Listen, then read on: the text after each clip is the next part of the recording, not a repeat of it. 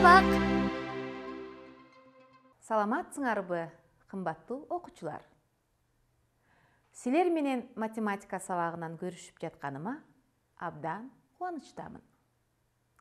Бүгүнкү күнүңөр көңүлдүү өтсүн. Ар дайым аракет кылып, талыкпай билим алгыла. Балдар, келгиле ооз-2 тез эсептөөгө машыгып алалы.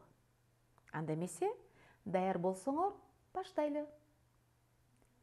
5 менен 4-түн суммасы туура 9. 3 менен 6-нын суммасы ооба 9. 7 менен 2-нин суммасы туура 9. 6 менен 3-түн суммасы 9. 5 менен 3-түн суммасы туура 8. 7 менен 4-түн айырмасы ооба балдар 3. 8 менен 5-тин айырмасы 3. 9 менен 5-тин айырмасы туура 4. Азаматсыңар, бат чыгардыңар. Мен силерге ишенем. Балдар, бул карандашты тасма менен кооздоо үчүн канча узундуктагы тасма керек? Аны билүү үчүн карандаштын эмнесин табуу керек?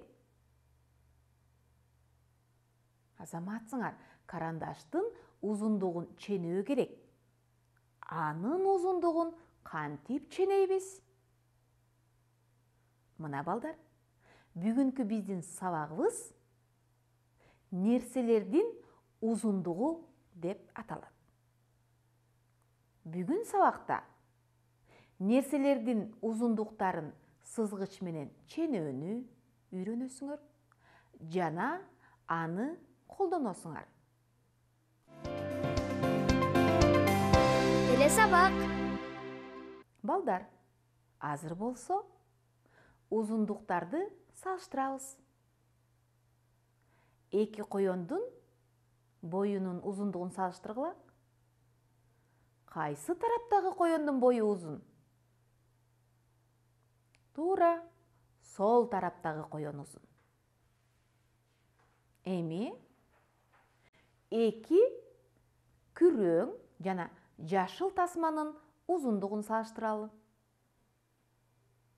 Жашыл тасма узун. Туура. 2 таякчанын узундугун салыштыралы.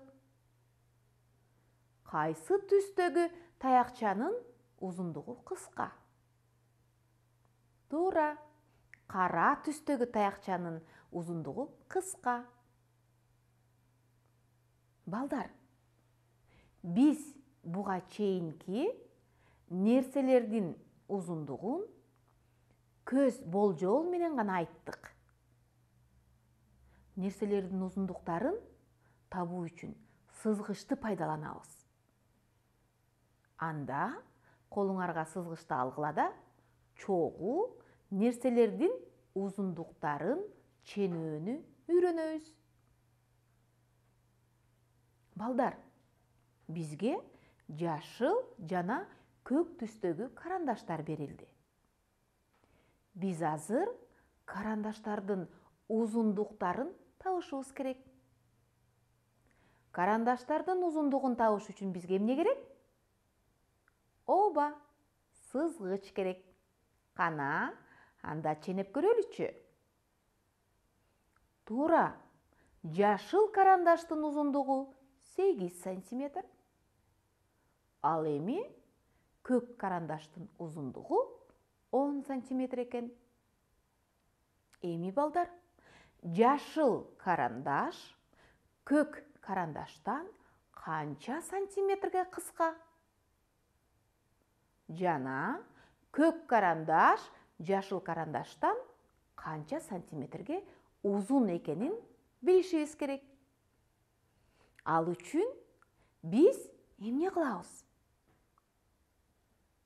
Ооба, канчага чоң, канчага кичине экенин билиш үчүн чоң сандан кичине санды кемитебиз. Анда 10дон 8ди кемитсек, 2 келип чыкты. Демек, жашыл карандаш көк карандаштан 2 сантиметрге кыска. Көк карандаш жашыл карандаштан 2 сантиметрге узун. Эрежени кайталайбыз. Нерсе канчага чоң, канчага кичине экенин билиш үчүн чоң сандан кичине санды кемитип коюу жетиштүү. Жакшы. Балдар, кээде сызгычыбыз жок болуп калышы мүмкүн. Мындай учурда дептердеги клетка менен да узундуктарды аныктоого болот. 2 клетка 1 сантиметр болуп эсептелет. Анда байкагыла. Бул тасмалардын узундуктарын сызгычсыз чакмактардын жардамы менен таап көрөлү. Биринчи тасма канча сантиметр экен? Туура 1 сантиметр. Экинчи сары тасма канча сантиметр экен? Туура 3 сантиметр. Көк тасма канча сантиметр? Ооба 2 сантиметр. Ал эми жашыл тасмачы? Азаматсыңар 4 сантиметр. Телесабак. Эми балдар, кесиндилерди ченөөгө карата тапшырма аткаралы. Бизге 2 кесинди берилди. Биз бул кесиндилерди ченешибиз керек. Анда сызгыч менен биринчи кесиндини ченейли. Биринчи кесиндинин узундугу 8 сантиметр экен. Эми экинчи кесиндини ченейбиз. Экинчи кесиндинин узундугу 5 сантиметр. Жакшы. Балдар, байкагыла. Ушул эле кесиндини Айжан ченеп жатат. Биринчи кесиндинин узундугу 9 сантиметр. Экинчи кесиндинин узундугу 6 сантиметр болду. Кандай деп ойлойсуңар? Айжан туура ченедиби? Айжан ченүүнү нөлдөн баштабагандыктан кесиндинин узундугун туура таба алган жок. Балдар, эсиңерде болсун. Ченүү ар дайым нөлдөн башталат. Анда бул кесиндинин узундугу 8 сантиметр. Келгиле балдар, розалардын сабын ченеп көрөлү. Биринчи розанын сабы канча сантиметр? Туура 8 сантиметр. Экинчи роза канча сантиметр экен? Туура 7 сантиметр. Үчүнчү розанын сабы канча сантиметр? Азаматсыңар 6 сантиметр. Төртүнчү розанын сабы канча экен? Ооба балдар, 5 сантиметр экен. Азаматсыңар. Келгиле балдар, эми маселе иштеп көрөлү. Жыпардын 6 роза гүлү болгон. 2 гүлүн досуна берди. Анда өзүндө канча гүл калды? Эми маселени талдайлы. Маселеде эмне жөнүндө сөз болду? Ооба, маселеде роза гүлү жөнүндө сөз болду. Жыпарда канча роза гүлү бар экен? Азаматсыңар, жыпарда 6 роза болгон. Бул бизге белгилүү. досуна канча роза берди? Ооба, досуна 2 роза берди. Бул да бизге белгилүү экен, балдар. Маселеде бизге эмне белгисиз болуп жатат? Азаматсыңар, жыпарда канча роза гүлү калганы белгисиз болуп жатат. Келгиле, маселенин жообун тегерекчилер менен таап көрөлү. Жыпардын 6 роза гүлү болгон. Ал 2 роза гүлүн досуна берди. Анда өзүндө канча роза гүлү калды? Демек, аны табыш үчүн кемитүү амалын колдонобуз. Башкача айтканда, 6дан 2-ни кемитебиз. Ошондо жыпарда 4 роза гүлү калат. Жообу 4 роза гүлү калды. Балдар, көңүл бурсаңар, чоң, кичине, барабар белгилерин колдонуп сүйлөмдү толуктагыла. 2 сантиметр менен 6 сантиметрди салыштырабыз.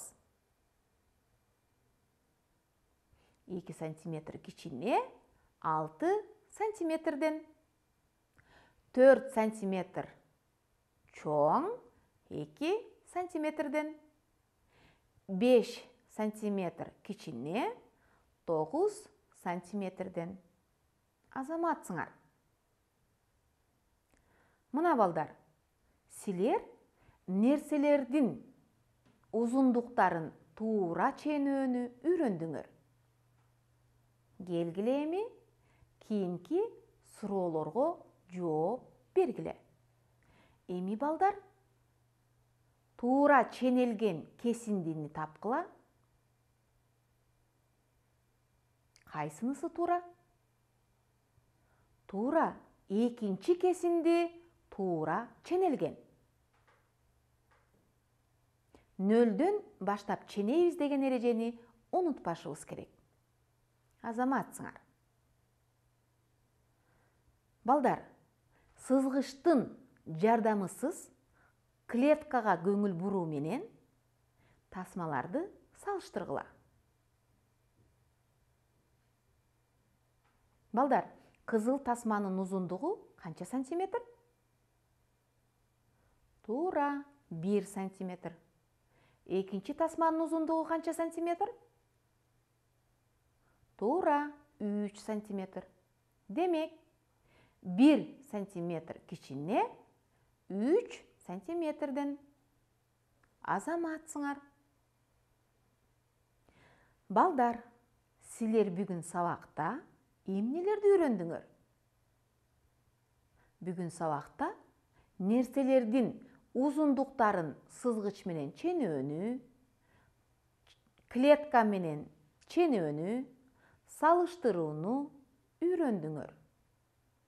Маселе иштедиңер жана көптөгөн суроолорго жооп берип, ооздеки эсептөөлөрдү аткардыңар. Азаматсыңар балдар, абдан жакшы аракет кылдыңар. Балдар, ушуну менен биздин сабагыбыз аягына чыкты. Көңүл буруп отурганыңарга чоң рахмат. Эмки сабакта көрүшкөнчө саламатта болгула.